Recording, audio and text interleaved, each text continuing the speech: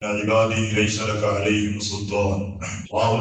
അടിമകളെ കുറിച്ച് അവർ എന്റെ അടിമകളാണ്. ആ എന്റെ അടിമകൾ എന്ന് പറഞ്ഞ അടിമകളോട് ഒരിക്കലും സ്വാധീനം ചെലുത്താൻ ശൈത്വാനിന് ഇബ്ലീസിന് കഴിയൂല. എന്റെ അടിമകൾക്കുള്ള 3 സ്വഭാവങ്ങൾ. അതിൽ ആദ്യത്തേതാണ് ഞാൻ പറഞ്ഞത്. അവർക്ക് എപ്പോഴും ആദിമത്തിനെ കുറിച്ചുള്ള വല്ലാത്ത വെപ്രാളം ഉണ്ടാവുന്നു. ഞാൻ എങ്ങനെ മരിച്ചു പോകും. ഞങ്ങൾ പറഞ്ഞു ഹബീബായ മുഹമ്മദ് റസൂലുള്ളാഹി സ്വല്ലല്ലാഹു അലൈഹി വസല്ലം തങ്ങൾ സ്വർഗത്തിലാണെന്ന് പ്രഖ്യാപിച്ച സന്തോഷ വാർത്ത അറിയിച്ച 10 മഹാന്മാരായ സ്വഹാബാക്കൾ എല്ലാം കൊണ്ടും ഇബാദത്ത് കൊണ്ടും അമല് കൊണ്ടും സ്വഭാവം കൊണ്ടും ഹബീബായ തങ്ങളോടുള്ള മഹബത്ത് കൊണ്ടും പെർഫെക്റ്റായ വ്യക്തികളായിരുന്നവർ. എന്നിട്ട് പോലും അവർ ഓർത്ത് കരഞ്ഞത് എന്റെ ജീവിതത്തിന്റെ അവസാന സമയം എങ്ങനെയായിരിക്കും എന്ന അഭിപ്രായമായിരുന്നു. എന്റെ മരണസമയം എങ്ങനെയായിരിക്കും, ഈമാനോട് എനിക്ക് മരിക്കാൻ കഴിയോ എന്ന ഒരു ചിന്തയായിരുന്നു അവരുടെ ഉള്ളിലുണ്ടായിരുന്നു. അതാണ് അള്ളാഹു എന്റെ അടിമകൾ എന്ന് പറഞ്ഞ അടിമകളുടെ 1ാമത്തെ സ്വഭാവമായി പറഞ്ഞു. അവർക്ക് എന്ത് ചെയ്താലും ഒരു അഭിപ്രായം ഉണ്ടാവും, ഒരു ടെൻഷൻ ഉണ്ടാവും. മരിക്കുമ്പോൾ ഞാൻ എങ്ങനെ മരിക്കും.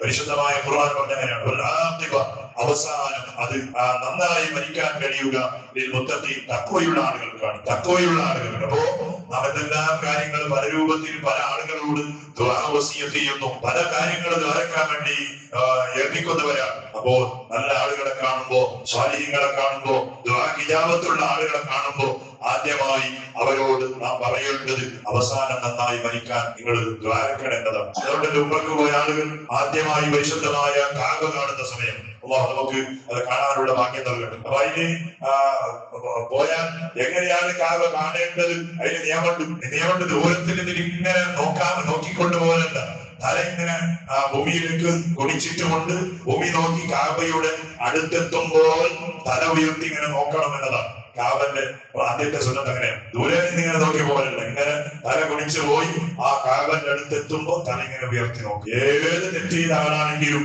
കാബ നോക്കുമ്പോൾ അത് കരിഞ്ഞു പോകുന്നതാണ്. അപ്പൊ ആദ്യമായി ആ കാബ നോക്കി ദ്വാരക്കേണ്ട ഒരു ദ്വാരം എന്താ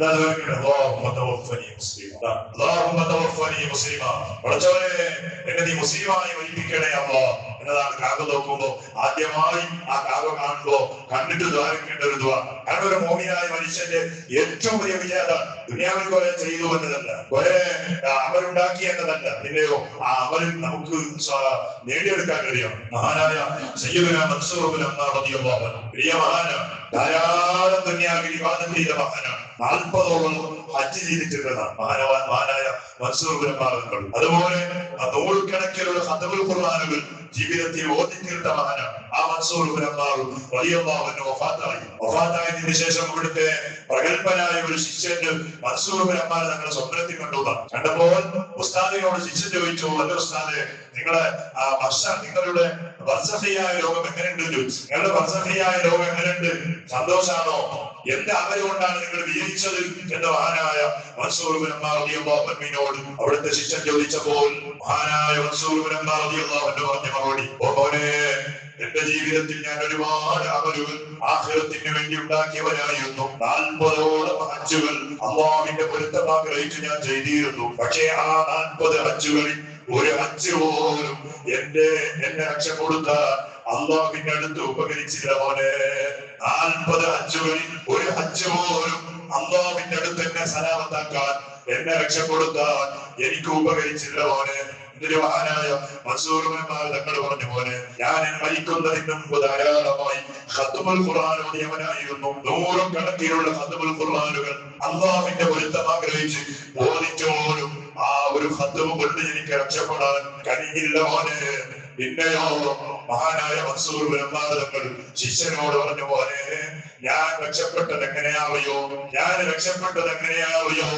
അവസാനം മരിക്കുന്ന സമയത്ത് ലാ ഇലാഹ ഇല്ലല്ലാഹ്, ലാ ഇലാഹ ഇല്ലല്ലാഹ് എന്ന് പറഞ്ഞു മരിക്കാൻ അല്ലാഹു എനിക്ക് ഭാഗ്യം തന്നു. അവസാനമായി ഞാൻ അല്ലാഹ് എന്ന് വിളിച്ചു മരിച്ചപ്പോ ആ വിളിയാണ് എനിക്ക് ആഖിറത്തിൽ രക്ഷ കിട്ടാനും സലാമത്ത് കിട്ടാനും എന്നെ സഹായിച്ചത്. അല്ലാഹ് എന്ന വിളിയാണ് മോനെ എന്ന് മഹാനായ മൻസൂർ ഇബ്നു അമ്മാർ റളിയല്ലാഹു അൻഹു അവിടുത്തെ ശിഷ്യനോട് പറഞ്ഞു. അതാണ് അവസാനം ലാ ഇലാഹ ഇല്ലല്ലാഹ് എന്നായാൽ അൽഹംദുലില്ലാ നമുക്ക് രക്ഷപ്പെടാം. അപ്പൊ ആ പേടി എപ്പോ നമ്മുടെ മനസ്സിൽ വേണം. ആ ഒരു ടെൻഷൻ എന്തില്ലെങ്കിലും മോമിനായ മനുഷ്യർക്കുള്ള ഒരു ടെൻഷൻ അങ്ങനെയാണ്. ഒരേ ഒരു ടെൻഷൻ എന്താ, മരിക്കും എങ്ങനെ മരിക്കുമെന്ന്.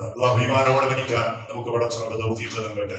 എത്രയോ ആളുകൾ മരിച്ചുപോയുണ്ട്. നമ്മുടെ ഉമ്മമാരിൽ, ഉപ്പമാരിൽ, കുടുംബക്കാരിൽ, സാധന്മാരിൽ, നമ്മെ സ്നേഹിച്ചവരിൽ, ഞങ്ങളുമായി ബന്ധപ്പെടുന്നവരിൽ പടച്ചോനെ എത്രയോ ആളുകൾ പടച്ചോനെ അവരുടെ ആ ബർസഖിയായ ലോകം നല്ല സന്തോഷവും സമാധാനവും സ്വർഗീയ സുഖങ്ങളും ലഭിക്കുന്ന ലോകമായി നീ ആക്കി കൊടുക്കണേ റബ്ബേ. അവരുടെ ജീവിതത്തിൽ വല്ല പോരായ്മകൾ, കുറ്റങ്ങൾ, കുറവുകൾ വന്നുപോയിട്ടുണ്ടെങ്കിൽ റബ്ബേ റജബിന്റെ ബറക്കത്ത് കൊണ്ട്, ശഅബാനിന്റെ ബറക്കത്ത് കൊണ്ട്, കടന്നു വരുന്ന റമദാനിന്റെ ഹുർമത്ത് കൊണ്ട് ആ പാവങ്ങൾ മുഴുവനും അവർക്ക് നീ പൊരുത്തു കൊടുക്കണേ അല്ലാഹ്. നമ്മുടെ പാവങ്ങൾ നിങ്ങൾക്ക് നീ മാപ്പ് ചെയ്തു തരണേ റബ്ബേ. നമ്മുടെ ആഖിബത്ത് നീ നന്നാക്കി തരണേ അല്ലാഹ്. റസൂലേ, ഞങ്ങൾ മരിക്കേണ്ടവരാണ്. നമ്മുടെ എത്ര കൂട്ടുകാർ മരിച്ചുപോയി. ഞങ്ങളുടെ ജീവിതത്തിൽ ഞങ്ങളുടെ ഏറ്റവും വലിയ ചങ്കെന്ന് പറയുന്ന ആളുകളിൽ പലരും യാ അല്ലാഹ് മരിച്ചുപോയി റസൂലേ. അതുപോലെ ഞങ്ങൾ മരിക്കേണ്ടവരാണ്. ആഴ്ചയിൽ 7 ദിവസം ഉണ്ടെങ്കിൽ ആ 7 ദിവസങ്ങളിൽ ഏതെങ്കിലും ഒരു ദിവസം ഞങ്ങൾ മരിച്ചുപോകും. ഒരു ദിവസത്തിൽ 24 മണിക്കൂർ, അതിൽ ഏതെങ്കിലും ഒരു മണിക്കൂറിൽ, ഏതെങ്കിലും 12 മാസങ്ങളിൽ ഒരു മാസം യാ അല്ലാഹ് ആ മരണം ഞങ്ങളെ തേടി വരുമ്പോ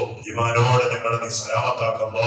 ഈമാനോടെ ഞങ്ങളെ നീ സലാമത്താക്കണേ ഉണ്ട് അല്ലാഹ്. നമ്മുടെ ഏറ്റവും വലിയ ദുആയും പ്രതീക്ഷയും റബ്ബേ നിന്റെ റഹ്മത്താണ് പടച്ചോനെ. ആ നിന്റെ റഹ്മത്ത് കൊണ്ട് ഞങ്ങളെ നീ സലാമത്താക്കണേ അല്ലാഹ്. മരിച്ചുപോയ ആളുകൾക്ക് നീ സ്വർഗം നൽകണേ അല്ലാഹ്.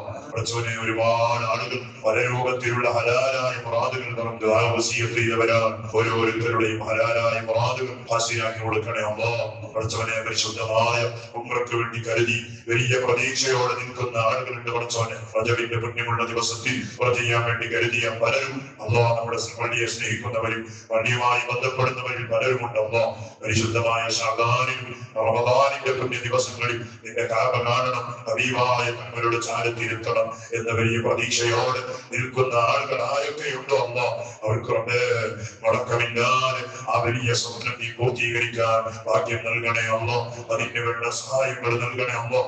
ആഫിയത്ത് നൽകണേ അല്ലാഹ്. അതിന് വേണ്ട എല്ലാ സൗകര്യങ്ങളും നീ ഒരുക്കി കൊടുക്കണേ അല്ലാഹ്. ഞങ്ങൾക്കും ആ പുണ്യമായ സ്ഥലങ്ങളൊന്ന് വിസിറ്റ് ചെയ്യാനും ധാരാളമായി നീ പൊരുത്തപ്പെടുന്ന അമലുകൾ നിന്റെ പൊരുത്തം ആഗ്രഹിച്ചു ചെയ്യാൻ ഞങ്ങൾക്ക് കുടുംബത്തോടൊന്നിച്ച് റബ്ബേ നീ ഭാഗ്യം നൽകണേ അല്ലാഹ്. തൗഫീഖ് നൽകണേ بحق سيدنا محمد صلى الله عليه وسلم. حسبنا الله ونعم الوكيل، نعم المولى ونعم النصير، ونعم الوكيل، نعم المولى ونعم النصير. حسبنا الله ونعم الوكيل، نعم المولى ونعم النصير. صلى الله على محمد، صلى الله على محمد، صلى الله عليه وسلم.